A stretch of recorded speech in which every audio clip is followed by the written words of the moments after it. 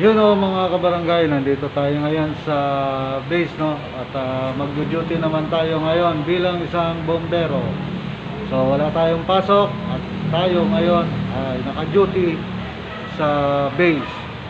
So magmo-monitor tayo kung anong ganap sa buong maghapon natin na duty. So sila Alpha nandito, yan.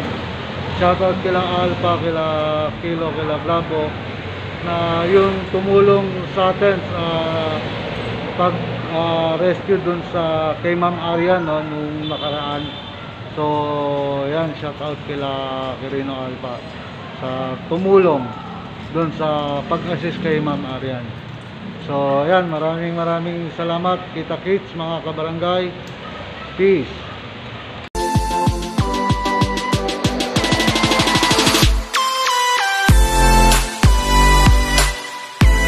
So yun mga kabarangay, nandito tayo ngayon sa base, no? At magjo-duty tayo. At ngayon ay ginaganap na natin ang 4 years anniversary ng Quirino Fire and Rescue. At sa lahat po ng mga officers and members ng Quirino 3A Fire and Rescue, yan, happy anniversary po sa ating lahat.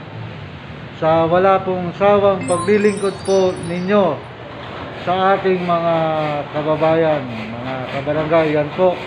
At anniversary po, 4 years anniversary po ng Quirino 3A Fire and Rescue.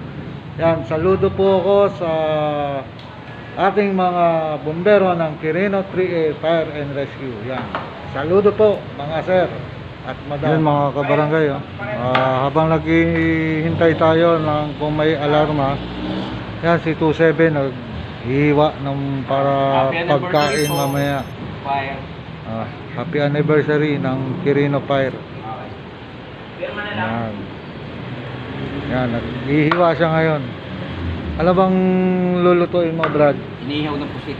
Inihaw na pusit daw. Yung pusit ipapalaman sa sibuyas. Palaman sa sibuyas. Yeah. Sibuyas kamatis. Yan si Quirino 20 kasama natin sa duty.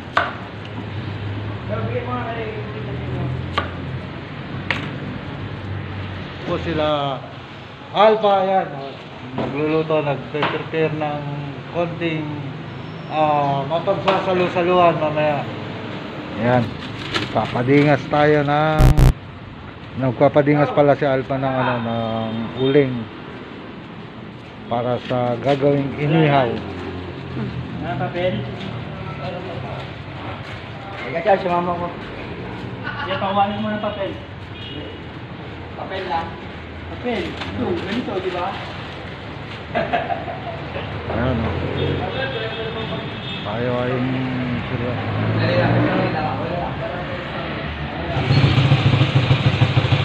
Si Quirino Tumas.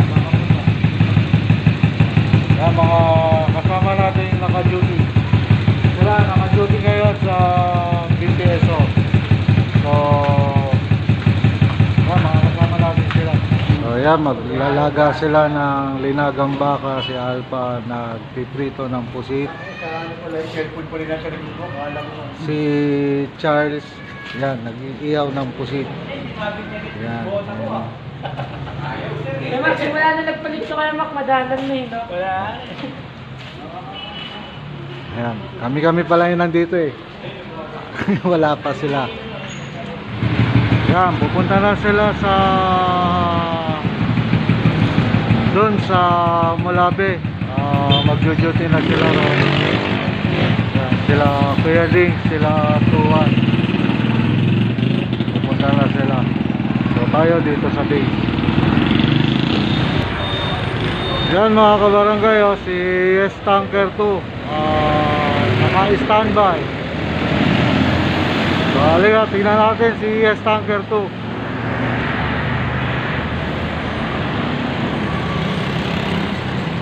Yan, si S Tanker 2 yung truck na sinasabi.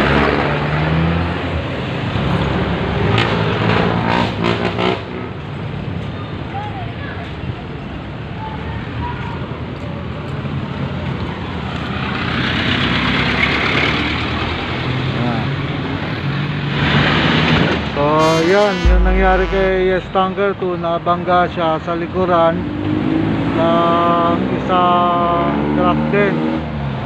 So, buti na lang hindi na damage tong pump natin. Kasi once na na-damage to, malamang hindi na natin magamit si Yes Tanker 2. Diyan nakalagay kasi yung pump natin eh.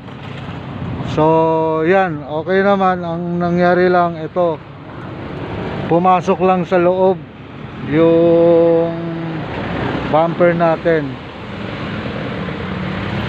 Yan ang nangyari kay Yes Tanker 2. Pero okay naman siya.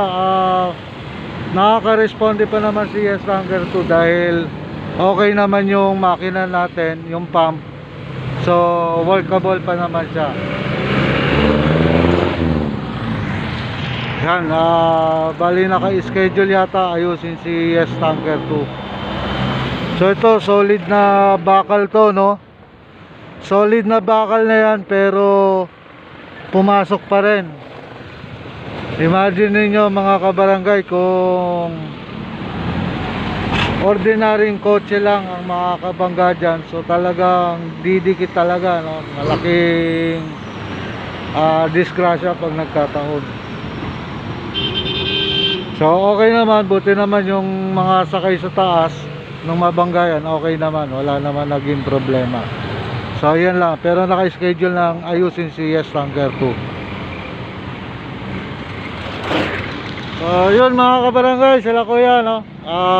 Nanonood daw ng ano natin, ng mga video natin. Kabarangay na rin natin sila. Shout out kuya! Ingat, ingat!